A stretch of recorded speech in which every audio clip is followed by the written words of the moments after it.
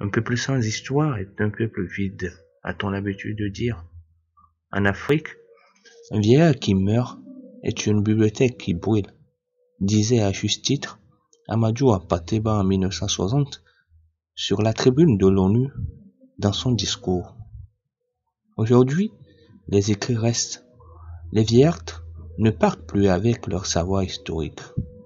Durant 2 ans, le comité de développement de Bay, en abrégé CDB, a fait un travail assez fouillé sur l'histoire du Grand Bay. Le produit de cette recherche est présenté au grand public ce samedi 22 janvier 2022 au centre communautaire de Bay. Toutes les couches concernées étaient présentes, des chefs traditionnels, gardiens du temple ancestral, aux prêtres religieux et traditionnels, en passant par les personnes ressources détenteurs de l'histoire réelle du peuplement de Bay, pour atterrir sur les citoyens lambda. Rien ni personne n'a été délaissé dans cette enquête. Le chef-d'œuvre de 303 pages titré « Histoire et peuplement du Grand Bay et ses croyances religieuses » est une opportunité pour la jeune génération de connaître l'historique du Bay. L'auteur estime que ce travail est assez fouillé, mais pourrait avoir d'autres ajouts. Oui, un ouvrage Histoire et peuplement du Grand Bay et ses croyances religieuses se révèle indispensable pour la communauté Bay.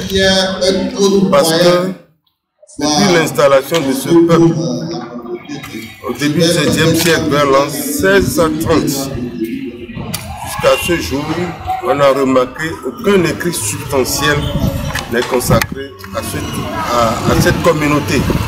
C'est ça qui a poussé le comité de développement de la zone de Bay à mettre sur pied un comité ad hoc pour aller visiter tous nos quartiers originels. Nous avons 7 quartiers originels sur notre côte que nous appelons l'îlot de Bay. Nous avons visité sur la base d'un questionnaire précis. Quand est-ce que vous êtes venus? Qui seraient les premiers? Pourquoi on appelle ton village, ton quartier, tel nom? Comment tu peux expliquer ça? Donc chaque chef de quartier s'est fait entourer de ses notables, des leaders communautaires, en même temps des responsables des grandes familles de la zone. Parce que, outre dans le document,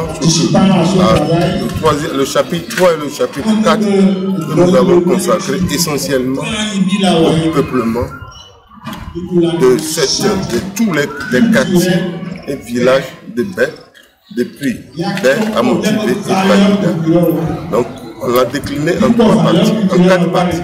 Ils nous ont parlé de leur fondation, la période approximative, après le peuplement, quels sont les premiers aïeux qui étaient venus et comment est déclinée la naissance, c'est-à-dire leur comment est déclinée. Donc ils nous ont donné depuis le premier jusqu'à leur papa que nous avons vécu. Après nous sommes partis au niveau des chefferies.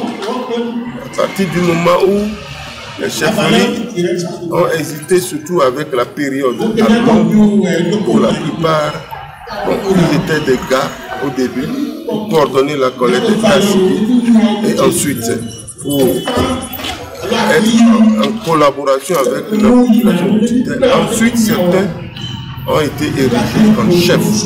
Donc, ils nous ont décliné toutes les différentes successions de chefferies jusqu'au chef actuel en partant de leur datation.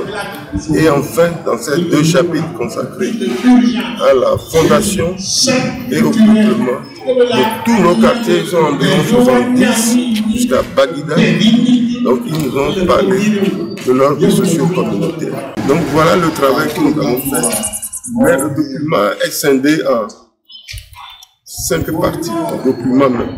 La première partie, c'est l'organisation socio-communautaire de Bay, c'est-à-dire Bay, ses cantons, ses communes et son organisation socio-communautaire. Donc on a parlé de Bay en tant que Bay qui est formé de 3 cantons, Bay, la Motivé et Bagida. On a formé des mairies qui sont dans Bay. Les mairies sont 5. Baie, le canton de Baie-Saint est subdivisé en 3 mairies. Marie du Gap, donc 3. Ensuite, Baguida aussi a pris une mairie qui est GOP 6 et Amotibé aussi a pris une mairie qui est GOP 4. Et la finalité, c'est de mettre au grand jour la vraie histoire des fondateurs de la ville de Lomé, ou tout court du Grand Baie. C'est ce qu'affirme aussi le maire de la commune du Golfe 2, Jim Samaglo, venu pour la circonstance. Je salue les promoteurs, tous ceux qui sont investis pour ça, les membres du comité, le comité des chefs traditionnels, il faut leur dire merci. Le plan dit souvent un peuple sans histoire et un peuple sans âme. Donc, quand on ne connaît pas d'où on vient, on ne peut pas bien déterminer où on doit aller. Et je crois que c'est une belle fondation pour l'histoire et le devenir du Grand Baie. Non, je crois qu'il y a eu des propositions, je voudrais qu'il y ait un second ouvrage qui complète. Ça, c'est l'histoire. Maintenant, quel doit être le point d'atterrissage du Grand Baie? Donc, il y a une histoire incomplète. Il y a un défi pour le Grand Baie qui est là, il faut le relever. Et c'est le second ouvrage qui va être plus stratégique, socio-politique, socio-culturel, ainsi de suite, pour qu'on puisse avoir une idée de ce point de vue. De l'origine, des traces, l'histoire et ces personnes qui l'ont marqué sont passées au peigne fin. Ce premier travail historique sur cette communauté ouvre la porte et peut se targuer d'être l'avenir, le parchemin de l'histoire du Grand Baie. Ok, merci. Tout d'abord, une grande joie pour moi, une joie immense, parce qu'on dit souvent chez nous que si tu ne sais pas là où tu vas, au moins là où tu viens, il faut le connaître. Et un peuple sans histoire est un peuple sans âme. Et ce ouvrage est venu pour nous éclairer, pour enseigner surtout aux générations futures ce que nous sommes. Et je crois que c'est de notre devoir maintenant de vulgariser, de partager et d'insister pour que chaque fils de Baie, tout le monde qui va venir à Baie, tout le monde entier, connaître les valeurs, ce qui est dans ce livre, qui est en train de tracer toute notre histoire.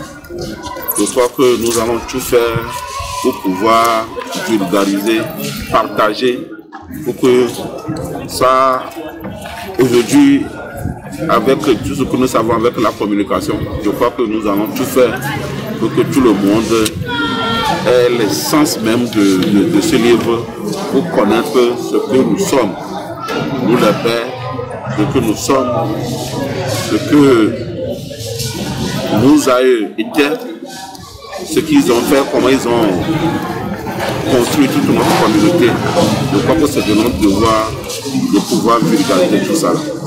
Merci beaucoup. Merci.